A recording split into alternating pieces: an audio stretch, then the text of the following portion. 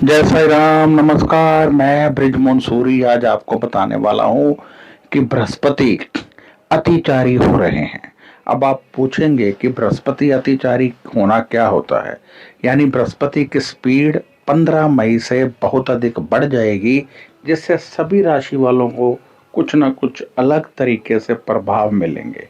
यानी जब बृहस्पति अपनी स्पीड बढ़ाते हैं तो वो ज्यादातर शुभ नहीं माने जाते हैं, क्योंकि जितने भी युद्ध हुए या कोरोना आया या नोटबंदी हुई, उस दौरान हमने देखा था कि बृहस्पति अतिचारी थे, यानी उनकी स्पीड ज़्यादा थी।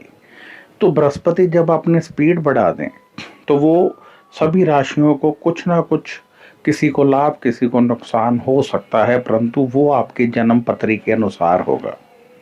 ये महत्वपूर्ण घटना है।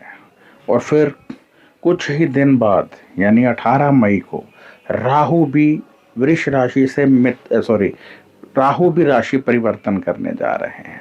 तो राहु भी जब राशि परिवर्तन करेंगे तो वहां पर भी सभी राशियों को अलग अलग प्रभाव मिलेंगे, लेकिन वो भी जन्म पत्री पर निर्भर करता है।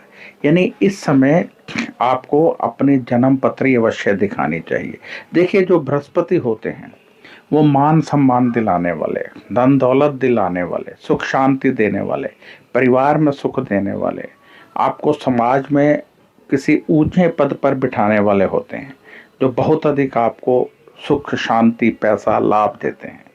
तो हमें ये देखना है कि इस समय जो राहु की स्पीड बढ़ रही है, बृहस्पति की स्पीड बढ़ रही है, बृहस्पति अतिचारी हो रहे हैं और राहु भी राशि परिवर्तन करने जा रहे हैं। तो यहाँ पर हमें क्या उसका लाभ होगा और क्या नुकसान होगा और इससे कैसे बचना है। क्योंकि बृहस्पति जब अतिचारी होते हैं, बृहस्पति जब अपनी स्पीड बढ़ाते हैं, तो उसका कुछ ना कुछ असर होगा ही होगा। तो क्या होगा और उसके लिए हमें क्या उपाय करना चाहिए, सबसे महत्वपूर्ण है कि उपाय क्या करें जिससे कि हम बचें। तो अब उपाय राशि के अनुसार होगा, जन्म पत्री के अनुसार होगा कि जन्म पत्री में आपके किस डिग्री पर बृहस्पति बैठे हैं। देखिए, यूं ही यूट्यूब से आप निकाल कर उपाय मत कर लीजिएगा, क्योंकि देखना होगा कि बृहस्पति आपकी जन्म पत्री में किस डिग्री पर है, कौन सा उपाय करने से आपको लाभ होगा, क्या करने से लाभ होगा। तो ये सब देखने की ज़रूरत है और इसे देखना भी अति आवश्यक है। कुछ लोगों को पुखराज पहनने से बहुत लाभ होगा, परंतु कुछ लोग यदि पुखराज पहनेंगे तो नुकसान होगा। तो ये सब देखना जन्म पत्री से होगा। राहु भी राशि परिवर्तन कर रहे हैं। ये दोनों ग्रह ऐसे हैं जो लंबे समय तक एक ही राशि में रहते हैं। तो अब जब ये परिवर्तन करते हैं तो बहुत अधिक लाभ होता है, नुकसान होता है, यानी असर होता है।